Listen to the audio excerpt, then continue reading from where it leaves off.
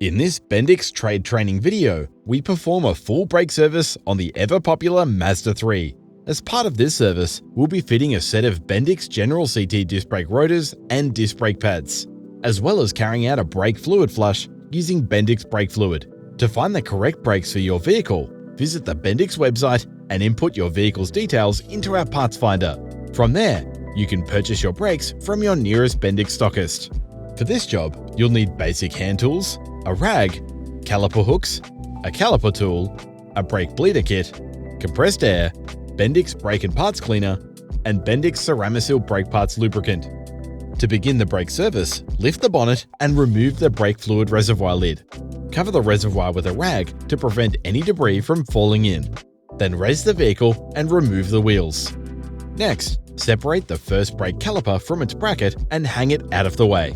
The brake pads can then be removed from the bracket. Be sure to put any retaining clips in a safe place. From there, the caliper bracket and old rotor can be removed. The slide pins can then be removed from the bracket. Give them a thorough clean, then re-grease with a small amount of brake parts lubricant. Clear any corrosion from the hub using sandpaper and brake cleaner. Then fit your new Bendix General CT disc brake rotor. Bendix's Swift Fit coating means that there's no need to clean the rotor as part of the install. Bendix General CT disc brake rotors also feature our Swift Check wear indicator for an easy way of estimating remaining rotor life. Next, bolt the brake caliper bracket back onto the hub. Your Bendix General CT disc brake pads can then be prepared by applying a small amount of brake parts lubricant to the shim and back of each pad.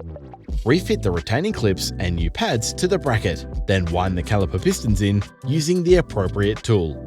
The slide pins and brake caliper can then be refitted. Bendix's blue titanium stripe eliminates the need for bedding in the new disc brake pads once the service is complete. Repeat the process on all four corners of the vehicle, then move on to the brake fluid flush. Connect your bleeder kit to compressed air, then place the suction hose into the bottom of the brake fluid reservoir.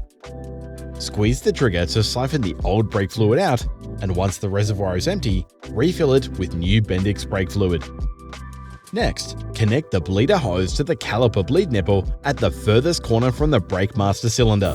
Then, loosen the nipple and squeeze the trigger until the air bubbles dissipate and only fresh fluid appears within the tubing. Repeat this for each caliper from furthest to closest to the master cylinder. This can also be done with a second person depressing the brake pedal if you don't have a bleeder kit available. Keep an eye on the reservoir throughout and top up when necessary. If it runs dry, you'll need to restart the procedure. Once complete, the reservoir lid can be put back on, the wheels can be refitted, and the vehicle can be road tested to ensure that everything is in good working order.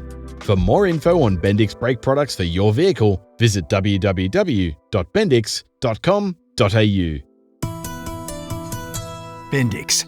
Put your foot down with confidence.